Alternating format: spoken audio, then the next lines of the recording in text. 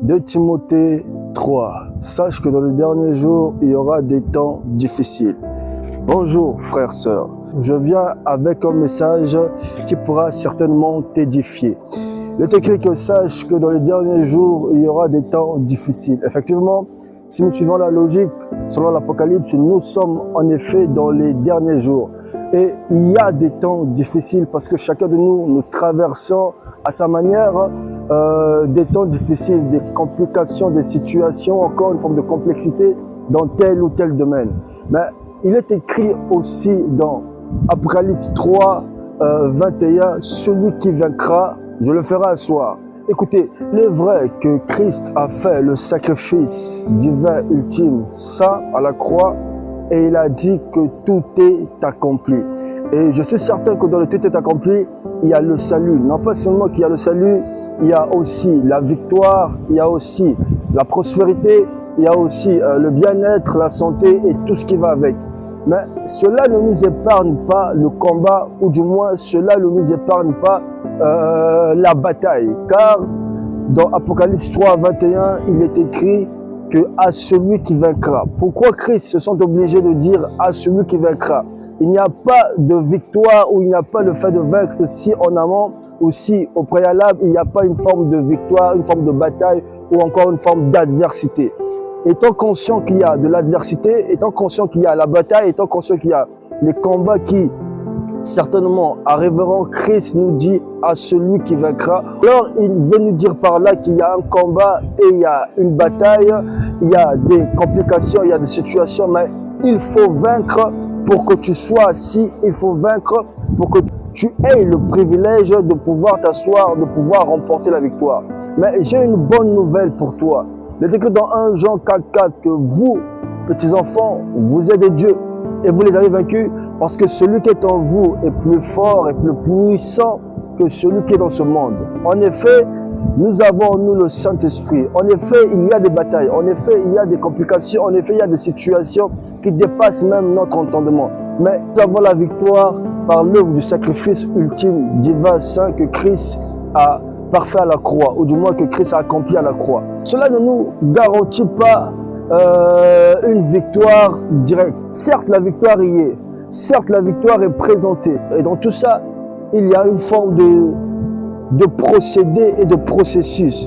Car sans suivre un procédé, sans suivre une procédure, nous ne pouvons parvenir à la victoire, quoi que la victoire nous est destinée, quoi que la victoire nous est due. Il y a la victoire, certes, mais pour acquérir l'obtention de la victoire, ce n'est pas seulement le fait de dire « oui, celui qui est en moi est plus fort que celui qui est dans ce monde, alors de ce fait, j'ai la victoire ».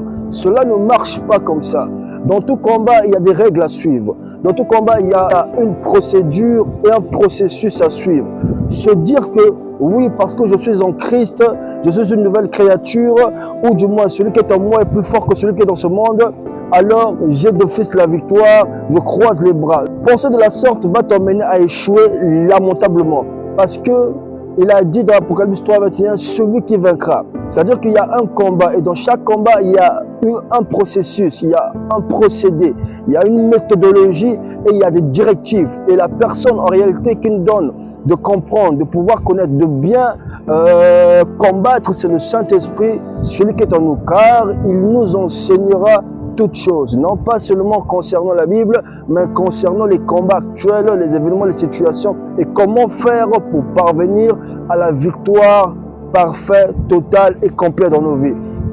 Depuis que tu as dit que celui qui est en moi est plus fort que celui qui est dans ce monde, malgré les combats qui t'arrivent, malgré les combats qui se présentent, dis-moi combien de victoires as-tu remporté?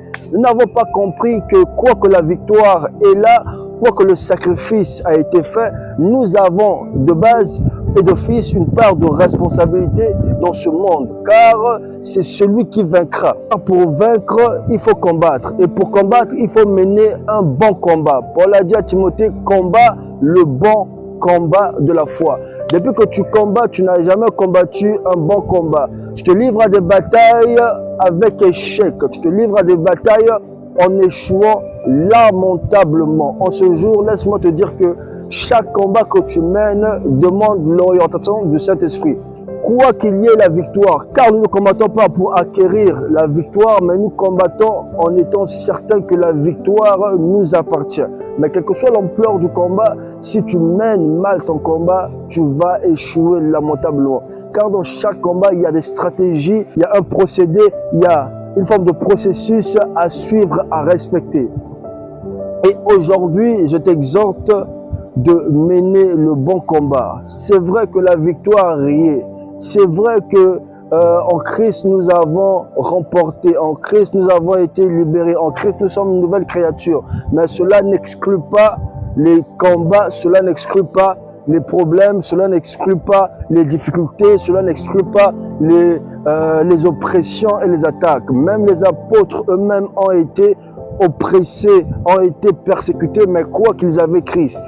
Crois-moi que nous sommes dans les derniers temps, comme le dit 2 Timothée 3, et les temps sont difficiles. Mais dans chaque temps, dans chaque saison, nous avons l'honneur ou encore la grâce d'avoir le Saint-Esprit qui, en nous inspire, nous montre et nous guide comment faire, quoi faire, à quel moment faire pour justement avoir la victoire, pour justement remporter la victoire et pour justement accomplir la parole qui dit à celui qui vaincra, je le ferai asseoir.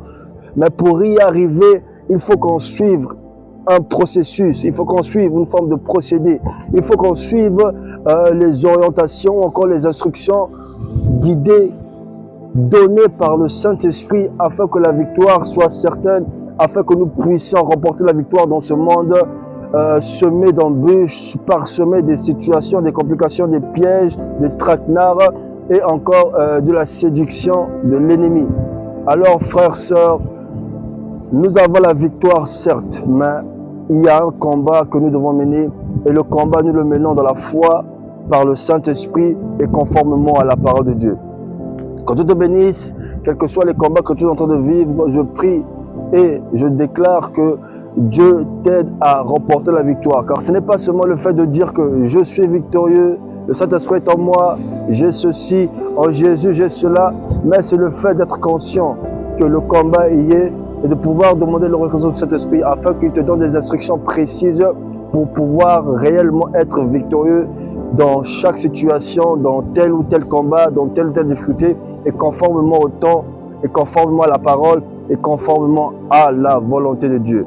Alors que Dieu te bénisse, que Dieu t'aide à remporter la bataille que tu es en train de mener, et que Dieu t'aide à sortir des oppressions, des situations qui te compliquent actuellement, et quelle que soit la maladie qui t'oppresse, que la grâce, la faveur et la guérison divine soit ton partage en ce jour. God bless you. Shalom c'est toi. Au revoir.